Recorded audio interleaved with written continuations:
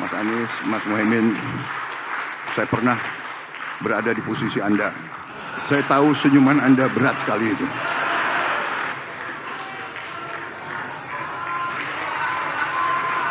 Ini dengar ya, Anies dan Muhaimin, kalau Anda gabung dengan pemerintahan dan tidak mau menjadi oposisi, Anda pengkhianat. Termasuk ketiga partai pengusungnya juga, Pak. Sebentar dulu. Bilang haram hukumnya berkoalisi.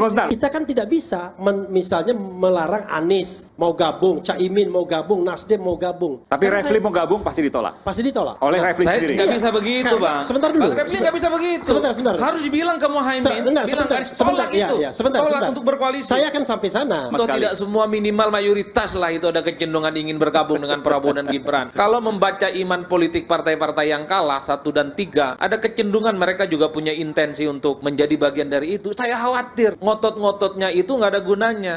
Dalam arti, satu, bahwa perilaku politik kita nuduh soal kecurangan itu hanya di permukaan. Karena bukan menjadi satu prinsip yang ada. Kalau 1 dan 3 meyakini hasil pemilu di 2024 ini penuh dengan kecurangan, haram hukumnya bagi mereka berkoalisi, Pak. Haram hukumnya bergabung dengan Prabowo dan Gibran. Mestinya begitu. Problemnya adalah ketika ada tawaran untuk menjadi bagian dari koalisi Prabowo dan Gibran, iman politik mereka goyang-goyang, coba bayangkan. Jadi tuduhan kecurangan hanya ada di bibir. Rakyat itu dibodohi, diadu domba demi kepentingan mereka. Oleh karena itu kita hitung ini, partai pendukung 1 dan 3, kita hitung dari sekarang, kira-kira partai mana yang pertama kali akan menyatakan dukungan kepada Prabowo dan Gibran. Kalau saya, Mas Aiman, hakul yakin, kalau saya memang sejak awal tidak setuju dengan 1 dan 2, apapun yang ditawarkan, berapapun menteri yang ditawarkan, konsesi apapun yang ditawarkan, saya tolak. Karena ini adalah produk politik yang haram. Problemnya nggak begitu perilaku politik kita. Ini kan aneh jadinya secara umum. Itu nggak perlu susah-susah. Nasdem itu sudah mau berkoalisi. Nah itu dia maksud saya. Partai-partai pengusung Anies, partai-partai pengusung Ganjar, secara perlahan sudah menyusun batu bata, di mana mereka sudah bisa menjangkau dan bergabung dengan Prabowo. Tapi poinnya kan bukan itu. Refli Harun kebakaran jenggot melihat Anies Baswedan dan Caimin bergabung ke koalisi Prabowo Gibran. Refli juga kena skakmat Adi Prayitno yang menantang Refli untuk mencegah Anies dan partai pendukungnya bergabung ke koalisi Prabowo. Perlu kita ketahui, pemilu telah usai. MK telah memutuskan dan KPU telah menetapkan Prabowo sebagai presiden terpilih. Saatnya kita move on, melupakan carut-marut dan hiruk-pikuk pemilu kemarin. Biar bagaimanapun, Prabowo adalah presiden terpilih bagi seluruh rakyat Indonesia. Suka atau tidak suka, memilih atau tidak memilih, Prabowo adalah presiden kita, masyarakat Indonesia. Saat ini, sikap terbaik kita adalah mengawal pemerintahan Prabowo Gibran dalam menunaikan janji-janjinya. Di tengah kondisi dunia yang tidak baik-baik saja, mari kita kawal pemerintahan Prabowo Gibran. Kontestasi telah selesai. Pertandingan telah selesai. Kita semua lelah. Dan mungkin ada di antara kita yang tidak puas, yang kecewa. Mas Anies, Mas Muhaimin, saya pernah berada di posisi Anda. Saya tahu senyuman Anda berat sekali itu.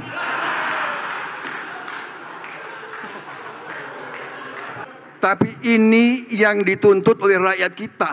Kalau kontestasi adem-adem saja, kalau kontestan itu tidak tajam dan tidak keras, namanya bukan pilihan untuk rakyat. Rakyat minta pilihan, rakyat minta perbandingan. Dan saya terima kasih kepada Mas Anies dan Muhaimin.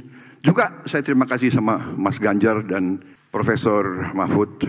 Ini dengar ya, Anies dan Muhaimin, kalau Anda gabung dengan pemerintahan dan tidak mau menjadi oposisi, Anda pengkhianat. Termasuk ketiga partai pengusungnya juga, Pak. Sebentar dulu. Bilang haram hukumnya berkoalisi. Kita kan tidak bisa misalnya melarang Anies mau gabung, Caimin mau gabung, Nasdem mau gabung. Tapi Refli mau gabung pasti ditolak. Pasti ditolak. Oleh Refli Saya sendiri. nggak bisa begitu, Bang. Sebentar dulu. Bang Refli nggak bisa begitu. Sebentar. Harus dibilang ke Muhaimin. Sebentar. Tolak untuk berkoalisi. Saya akan sampai sana. Begini, Bang. Begini. Ini bukan soal MK ya.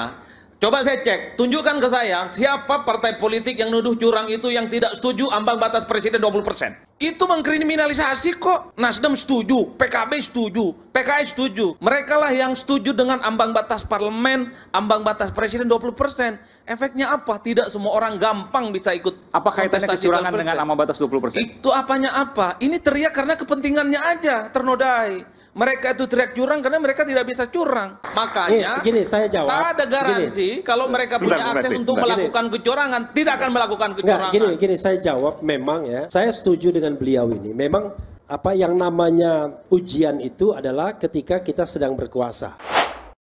Presiden terpilih Prabowo Subianto menyampaikan bahwa apa yang dicapainya hari ini tentu tidak bisa memuaskan seluruh pihak, termasuk yang kalah dalam Pilpres 2024.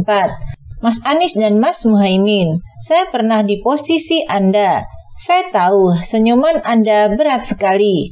Tapi ini yang dituntut oleh demokrasi, kata Prabowo dalam pidatonya di KPU RI Menteng, Jakarta Pusat pada Rabu 24 April 2024. Ia memaklumi bahwa dalam demokrasi perdebatan tentu sangat dinamis. Ada kalanya panas dan ada kalanya adem ayem. Karena dengan perdebatan itu, rakyat bisa bebas memilih mana pilihan terbaik baginya. Kalau kontestasi adem-adem saja, kalau kontestan tidak tajam dan keras, namanya bukan pilihan rakyat. Rakyat minta perbandingan, ujarnya. Oleh sebab itu, Prabowo menyampaikan ucapan terima kasih kepada dua pasangan rivalnya yang telah ikut mengisi proses demokrasi elektoral yang dijalankan oleh KPU. Saya terima kasih kepada Mas Anies, Mas Muhaimin. Saya terima kasih kepada Mas Ganjar dan Profesor Mahfud MD, ucapnya. Ia juga yakin apa yang disampaikan rakyat dan konstituen kepada Anies Muhaimin maupun Ganjar Mahfud sama dengan apa yang disampaikan para pemilih Prabowo Gibran, yakni bagaimana menjadikan negara Indonesia maju dan bangsa yang sejahtera, adil dan makmur.